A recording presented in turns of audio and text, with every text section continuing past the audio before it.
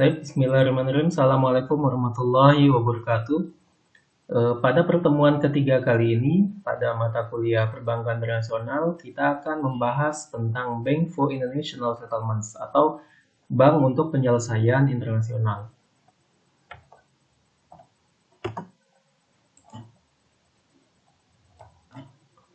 Langsung masuk ke overview-nya. Yang pertama, Bank for International Settlements merupakan lembaga keuangan yang menjadi hub atau pusat dari mayoritas central banks yang ada di seluruh dunia dalam sistem perbankan internasional.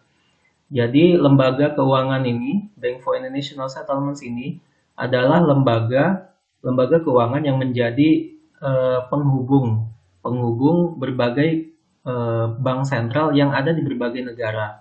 Tentu saja yang tergabung ke dalam jaringan Bank for International Settlements.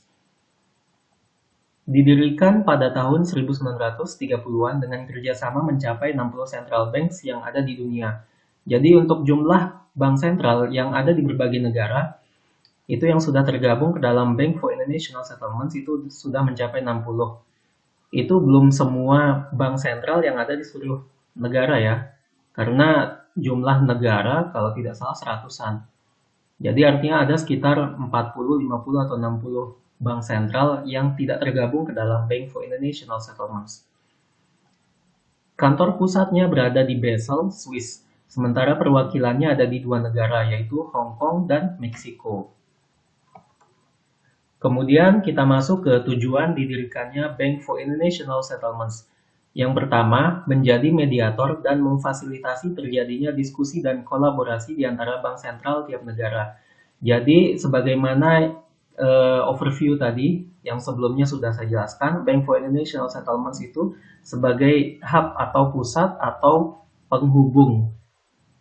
Dan di sini tujuan pertamanya adalah menjadi mediator dan fasilitator apabila ada kemungkinan kolaborasi antara bank sentral yang ada di tiap negara.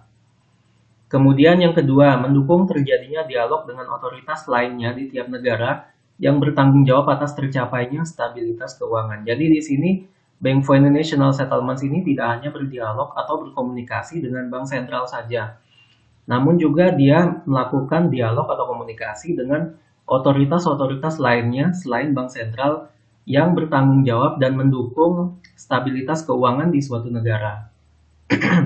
Kemudian yang selanjutnya, melakukan riset dan analisis kebijakan terhadap isu atau permasalahan berkaitan dengan stabilitas moneter dan keuangan.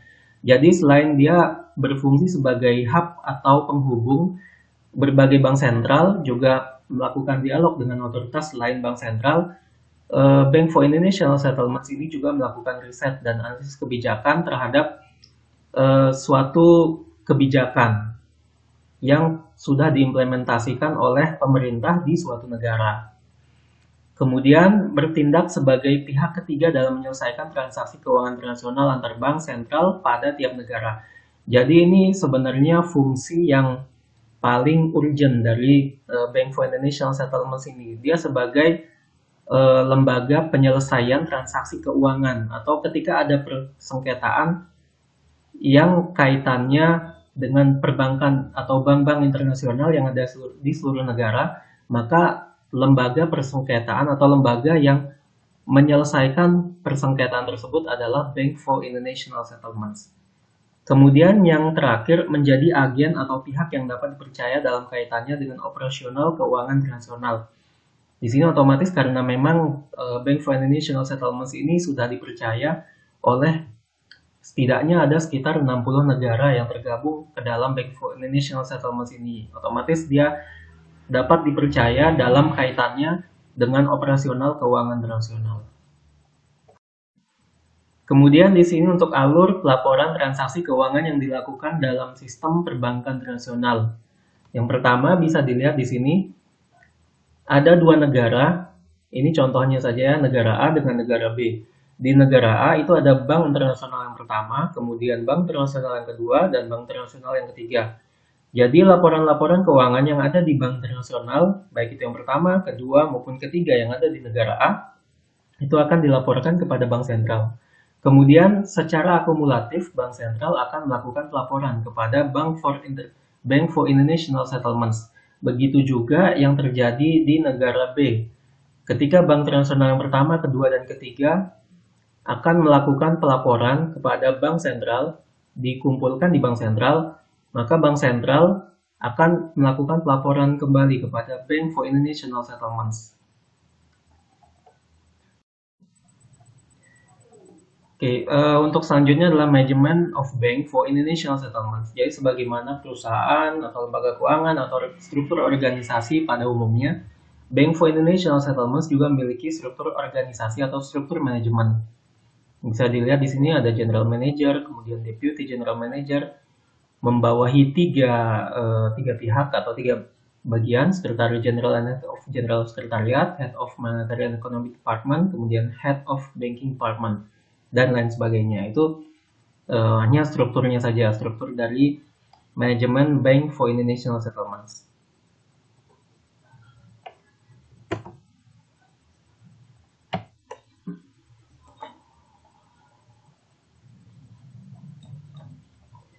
Oke, di sini bisa dilihat Bank for International Settlements member central banks.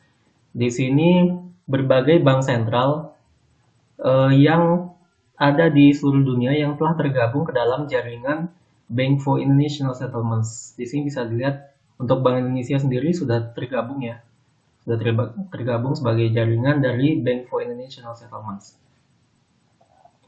Baik, mungkin cukup sekian untuk pertemuan ketiga kita kali ini.